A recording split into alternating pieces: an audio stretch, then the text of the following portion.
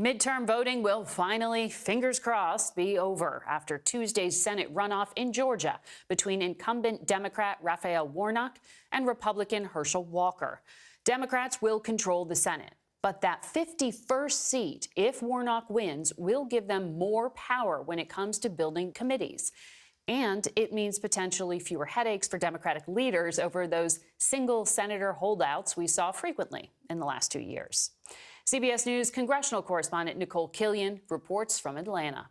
On this SEC College Football Championship weekend, legendary Georgia running back Herschel Walker is hoping to follow the Bulldogs' win over LSU with a victory of his own Tuesday. We got these weak leaders in Washington, and I said, enough is enough. Now what we got to do is we got to get out and vote. Georgia won the SEC championship by 20 points. There's no way Tuesday's Senate election margin will be anywhere near that.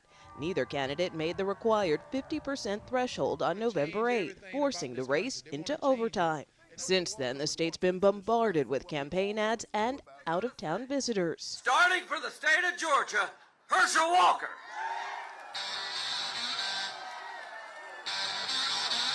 The current president and his predecessor stayed away during the runoff, but one president who did return to Georgia, Barack Obama. Mr. Walker has been talking about issues that are of great importance to the people of Georgia, like whether it's better to be a vampire or a werewolf.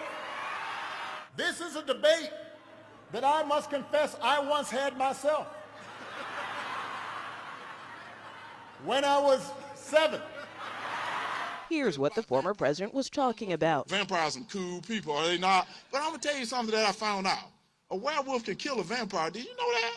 I never knew that, so I didn't want to be a vampire anymore. I want to be a werewolf. The Republican challenger has repeatedly struggled to combat controversial headlines, ranging from allegations of domestic abuse to revelations of tax records indicating his primary home is in Texas, not Georgia. Democrats say the controversies cut to Walker's character. What we're seeing is a disturbing pattern from Herschel Walker. And all of these women can't be lying. Voters here in Georgia had about a week of early voting. That's now ended. More than 1.8 million ballots have been cast. That's about a quarter of active voters. And in just 2 days, we'll find out who wins. Margaret? Nikole, thank you. And this programming note, there will be a special Georgia runoff edition of Red and Blue on our CBS streaming network starting at 9 p.m. Tuesday. And we'll be right back.